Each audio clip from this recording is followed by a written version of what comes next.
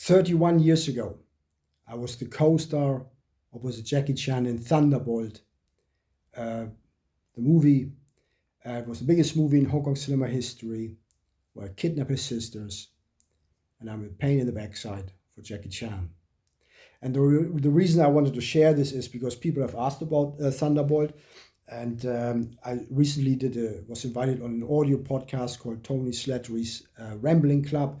Asked me also in a certain format, about my career and especially Thunderbolt.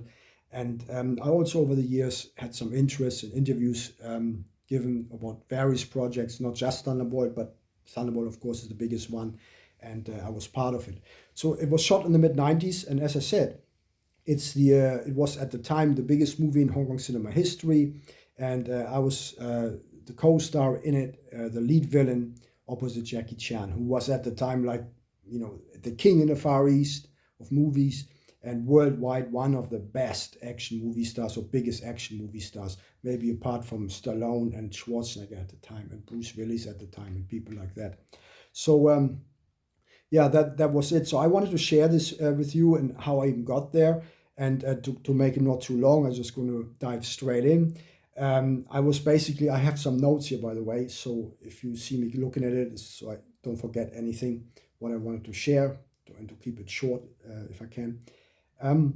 So I was based in London, and a friend called Richard LaPlante, who in turn knew somebody called Bay Logan. Bay Logan used to run an action movie magazine called Impact, and he was based in Hong Kong, had a film production company with Mark Houghton, and we met in Soho in London to discuss, for me, the potential coming over there to Hong Kong to pursue a movie career. So I decided, okay, I have this one contact, why not? I prepared physically and everything, tried to save a bit of money, and went to Hong Kong.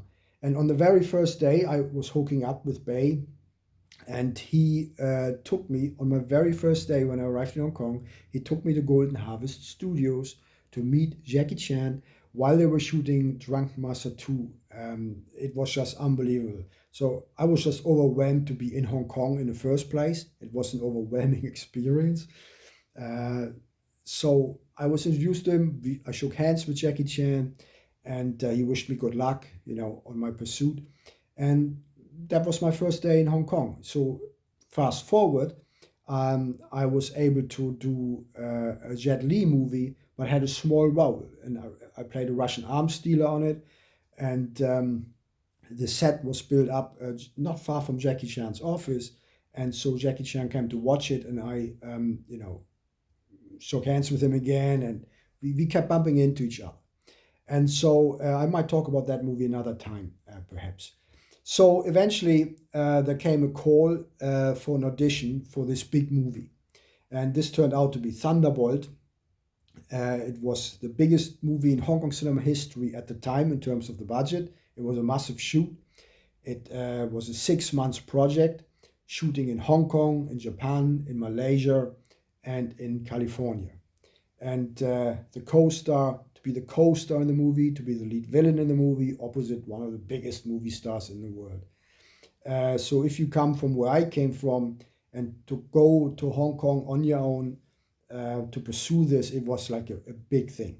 So eventually there came the call for the audition.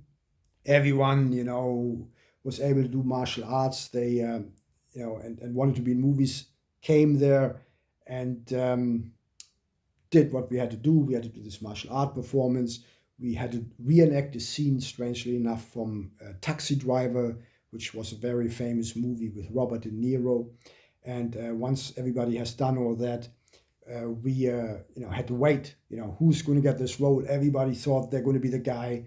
And I remember at the time training in a Thai boxing gym, Tiger Gym in Hong Kong, and in a small weight gym as well.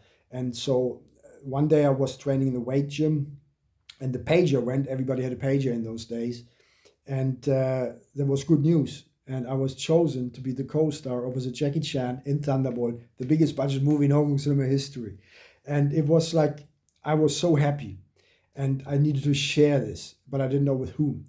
There was one guy in the gym who I recognized, and that was Bolo Yang. Now, Bolo Yang did a lot of movies back then, and I thought he might be pleased for my new success. And so I shared it with him, and instead of rejoicing with me or congratulating me, his reaction was, so I don't know why he was like that, but that's what happened. But I was happy. It couldn't steal my joy. I was over the moon. For me, it was like winning a world championship or Olympic medal or something like that. It was a huge thing, considering my journey up to there and how my dreams were coming to pass. It was quite amazing. And because before I went to Hong Kong, I visualized myself opposite, not necessarily Jackie Chan, but in front of the camera, doing scenes and listening to all these things. So I had these visualizations I used to do before I went. But so this coming through was brilliant. So it was a 6 month shoot, shot in Hong Kong, Japan, Malaysia, and also in California. And it was funny to prepare for the movie. I wanted to prepare, like an actor's supposed to prepare. You get the script, you learn your lines, and you go through the character. But there was no such thing.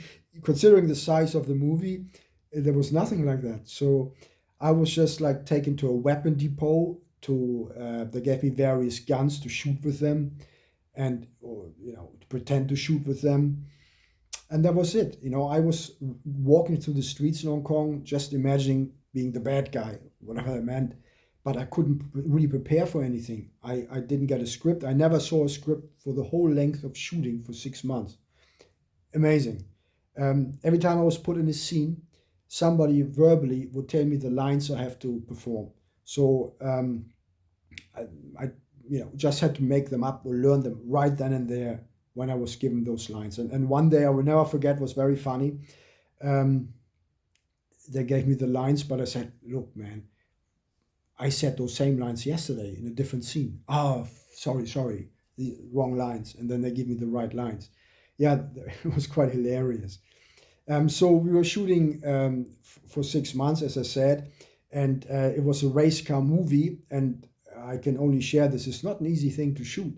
Very complex, very expensive. It took probably most of the budget, and but really fascinating how it all comes together.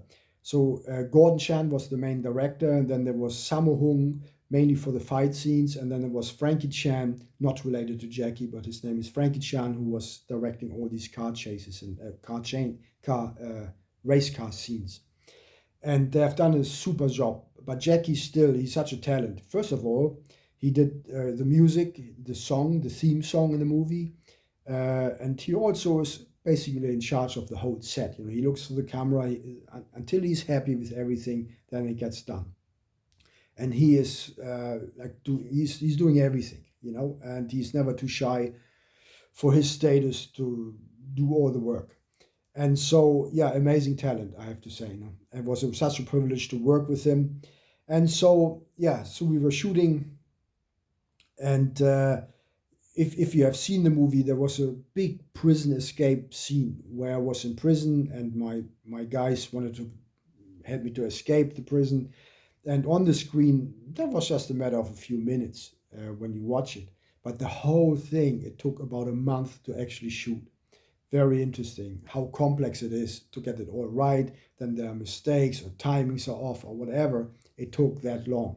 And basically back in Hong Kong in those days, especially for Jackie Chan, if it was produced in Hong Kong, he also had a lot of freedom. So he wasn't under these time constraints like you have if you shoot a movie in Hollywood or anything like that. So you have to be really, on time there with everything.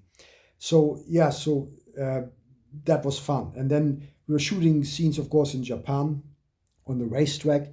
And I don't know the reason, but we had to continue shooting the racetrack scenes actually in Malaysia. So we were flown to Kuala Lumpur. And funny thing is, at the airport, I had actually police escort at the airport. So they took me through the immigration with the police to go through my vehicle, which was waiting for me, to go to the nice hotel where Bon Jovi just used to stay at the time. And then the next day we carried on with the race scenes, but in Malaysia. And it was tremendous. And but do the racing scenes is not easy. I remember, they had a lot of fumes. My car, it was Delta 7, the black car with the red stripes, Delta 7. Um, the fumes from the engine or wherever they came from that made my eyes teary. And the director was sitting in the back with a screen telling me to react to the left, but I had to just turn right because there was a bend coming, had to overtake cars and stuff. Now, this was not done at fast speed. That was slower, but they have sped it up later on in the movie, of course. And but it was very difficult, very challenging to follow the instructions when the road goes in a complete opposite way and direction.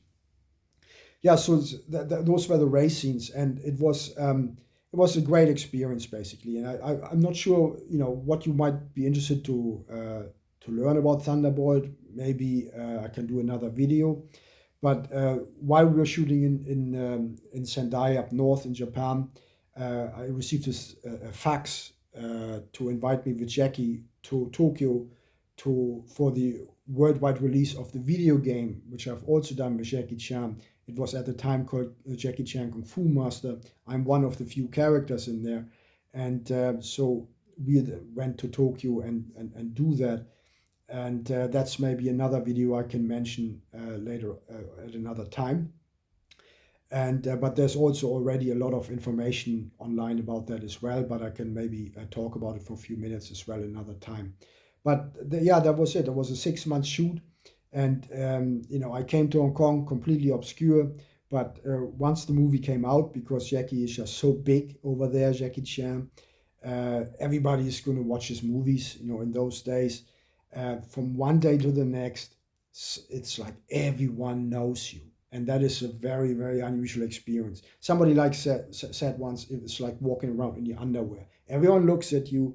A lot of people come up to you. They want to get a signature, a picture, or just ask questions about the movie.